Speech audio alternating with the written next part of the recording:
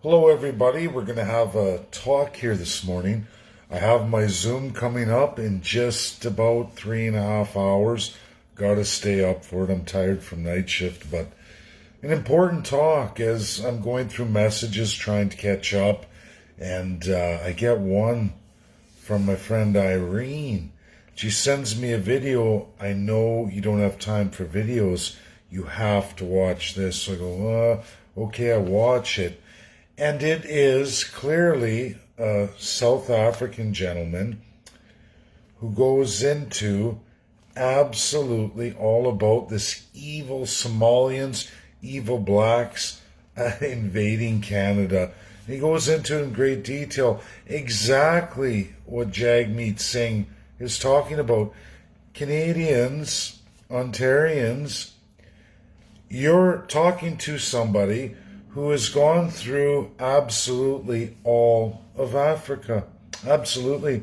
Every nation. I'm one of probably very few Canadians, besides absolute professors who have specialized in that their entire career. But I can tell you all clearly, I know every African nation because I went for independence for the province of Alberta. I built a party on that. You're not going to find another Canadian who is an expert in independence and sovereignty to form a nation. Africa, unlike anywhere else in the world, was most devastated by the most colonial powers in the history of any continent ever seen worldwide. Now, damage to the first peoples of South America and absolutely North America can't be matched. Africa went through a doozy, but they were able to resist the disease. They weren't wiped out the same way. Now, with all that being said, Africans are still a majority. Let's talk about real myth busting and how absolutely patriots don't fall for this stuff. It's by none other than the UK. I am going to explain to you all right now, for the first time you've ever heard it, from someone who has absolutely been through entirety of Africa. Now, there are still some nations in Africa fighting for independence today, still fighting. But of the 52 nations of Africa, many have won and fought for their freedom. Somalia is one of them. Did you all know that Somalia was a former UK colony? Absolutely. Just like Canada. Unfortunately for those Somalians, they were brutalized like no other, besides the First Nations of Canada, brutalized by the British, just like the British brutalized Americans and the American Indian. Americans fought their War of Independence. But what you all need to know is in 1945, America, still fresh enough to remember the War of Independence, absolutely set rules in this world. It's called the UN. You're not your enemy. No, they're not. No, they're not. That is a propaganda given to absolutely all of you so that you don't look to your politicians. You blame a monster called the UN, who all these agendas come into your country. They're called non-binding, meaning the allies who set the world laws said, don't sign this, and your Canadian politicians sign it, because one of the colonial powers still tries to manipulate all of their colonial empires former. Did you know the massive immigration of what you're all calling blacks, this evil scourge, which I watched on a video some of you are sharing? What Jagmeet Singh is actually talking about is 100% fake. Somalia won its independence, everybody. They're way past Canada. Whether you like the way those people live in Somalia, they have a strong constitution. They have a country. They may be poor, and that's because of the absolute world multilateral exploitation of their region. This is much the same for all of Africa. No continent in the history of the world has taken so much abuse of a peoples than Africa. They're just lucky they resisted disease and they weren't wiped out. They're still a majority. But did you know since 1961, after breaking from Great Britain, because Great Britain, which is UK now, was forced absolutely by none other than the Allies from World War II, said, give up colonialism or you'll never be a UNSC. You're going to be a regular country with no power in this world. You'll be in the General Assembly with no power. And of course, King George VI agreed.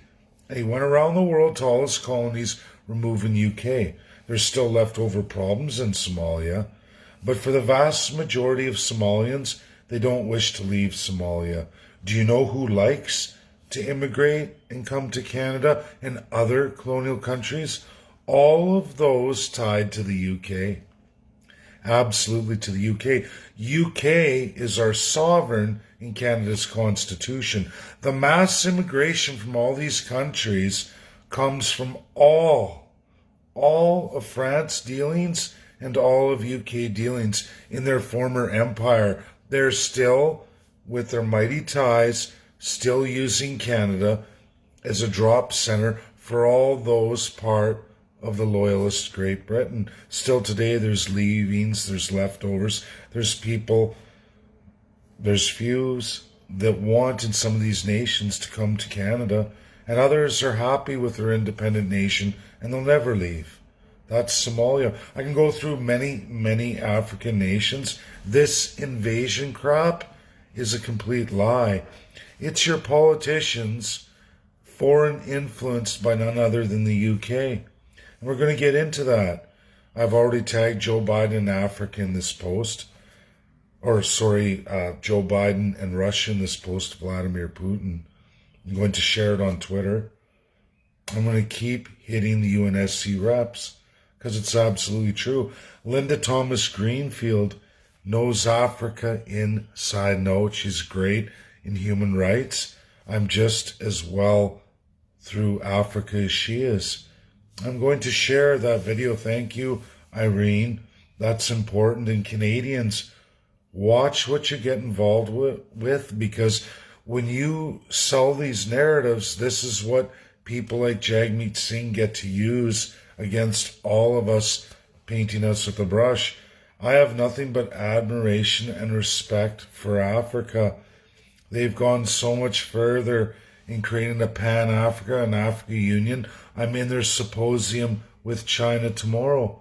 I have learned so much from the African nations, more so than I would ever learn in a million years from Canadian scholars and experts that reside in Canada and have positions from the Canadian government. You're all absolutely being lied to. That is a fact. But it's by none other than your Canadian government, all of your provincial politicians who fill up their back pockets with absolute foreign interests. Be leery of Australia. Be leery of New Zealand. Be leery of Germany. Be leery of UK. Be leery of France. I can go on and on to all the colonial empires of World War I and II who destroyed this earth for hundreds and hundreds of years. Irish, Scottish, it goes on. These are all my family ties too. I have taken unbelievable amounts of time and energy into reading. I spent 2 years so that there was no way I wouldn't know a country of its origin and where it comes from. I wrote an excellent Oxford paper. I know a lot of you didn't want to read it, but it's in plain speak. It's just going tremendously well throughout the world and through scholarly circles. I don't try to make great words or make it complicated because I want it to be able to be translated to all those countries. Well received by the Permanent Five, which is where I sent that. That's all I truly cared about, where it would go. It's giving me some aspects into UK, and that's working out just well for me. France, obviously Russia, China, and USA. USA's always been good to me, but now I'm really getting out there and other nations are waking up to pay attention. India has woken up to pay attention. I'm really following their international news organizations, one in particular, which is another excellent source like Bloomberg. I know a lot of people say, oh, this is left or this is right. Oh, why are you following that? I follow the truth. I follow the truth and absolute research, and I get that. I can tell you a majority of Somalians have no wish to come to Canada. The ones who come here are tied to the UK from that old colonial system dating back to 1961 when it was broken. Just like right now, Hong Kong transferring back to China, and UK is trying to get as many of those citizens to take them from China and redeploy them. This is colonialism, you guys. This is illegal in the world today. And Russia and USA are starting to go, hey, wait a minute. Wait just a minute. Now they're seeing. They're seeing for the first time in many, many decades. We can't keep battling communism, blaming communism for all the problems.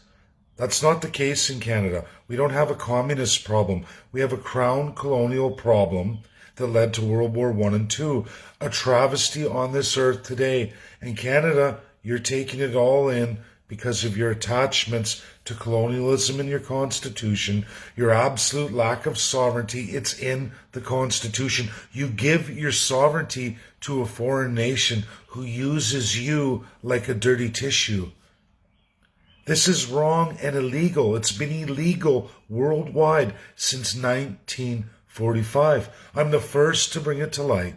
I'm the first who's absolutely going to expose it, and I also know how to destroy it.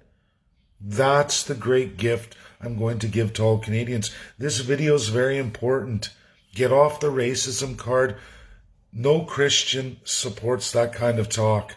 I'm sorry. I believe in Jesus. I really do. That's my God, my belief in God. That's just me. I'm not saying anyone's got to follow what I believe in religion, but that's what I believe in. And the history of Jesus is about love, not racist antics and absolute lies that will destroy you. Canadians, when you talk like that or you're sharing videos like that, you give credence to everything that people like Jagmeet, Singh, Justin Trudeau, and Erin O'Toole say about you. And then they're allowed to continue in full crown colonial power. These videos are traps. They're traps sent out to you, to trick you, to lie to you, to get you to bite into that carrot, and it's not a carrot. Poof, it turns into something you don't want to have your hands on. And then you get everybody taking pictures, the media, the government, and then they get to paint you as something you're not. Don't be a fool. Share this video. Get it out there. Don't be a yellow chicken. Because I can tell you your country's lying to you. And I can show you Somalia. I have a ton of experts from Somalia. Most African Somalians of that country, and it's a country in Africa. They got 52 of them. They want UNSC power. They have a Pan-Africa and Africa Union. They've gone further than most nations, group of nations on this earth.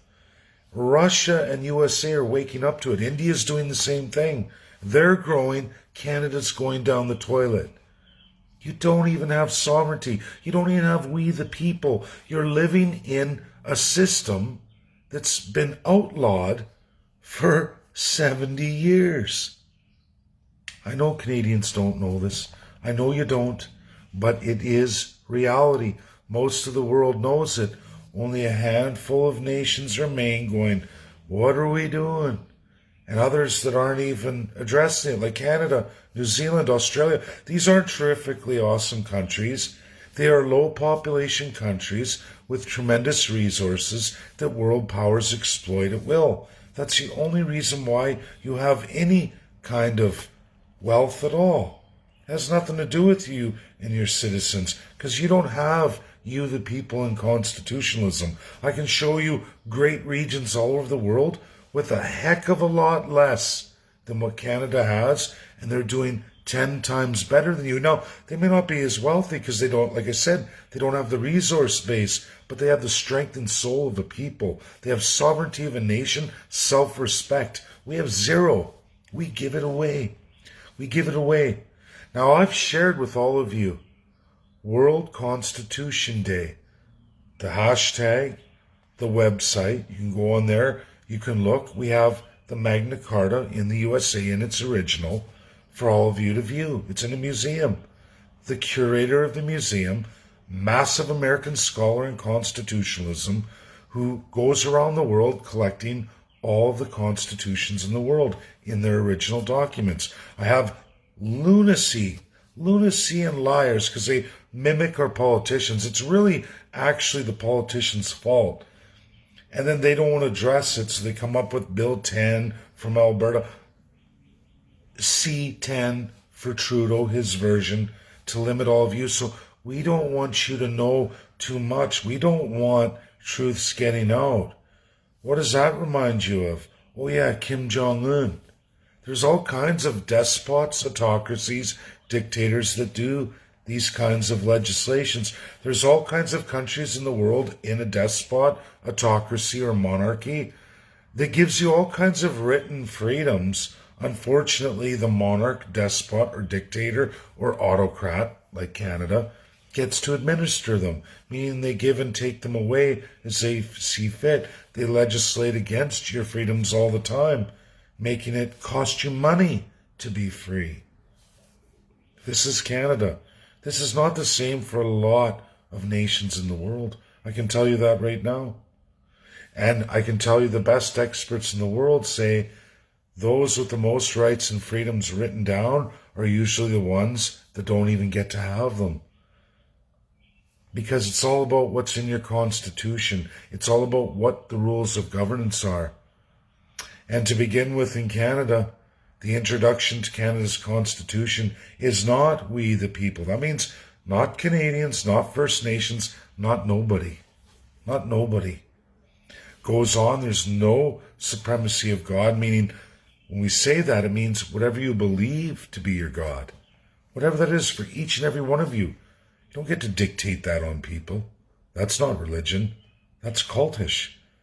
But in Canada, they give the divinity, the God power, to absolute human beings inside a crown. Your prime minister and all your premiers, those are your gods. That's not the same for most of the world. I've given you every constitution translated to English in the world today. Start looking at them. Find out where you are, Canada. And Canadians, you know what you're going to find? You're one of the worst countries in the world today, in the top 40 worst countries when it comes to rights and freedoms and democracy. You're in the lower threshold, and politicians only get more and more brazen as the years go by and keep taking more and more from you until there's not going to be anything left.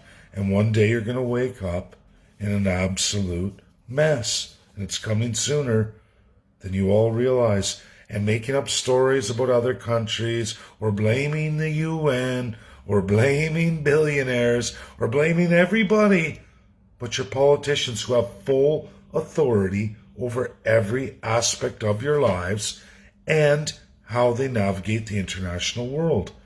And what that is in Canada is fill up your pockets as fat as they can get. There's no accountability, no rules of governance. You're the politician. You run the police because they're sworn to you. You run the military because they're sworn to you. You run the lawyers because they're sworn to you. You run the judges because they're sworn to you.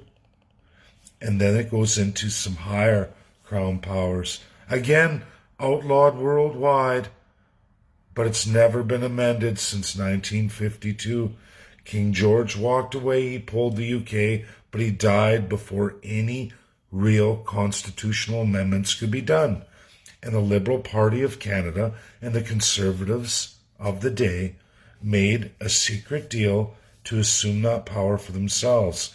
And since that day, they all get it. And now all the parties are learning. They all fit in.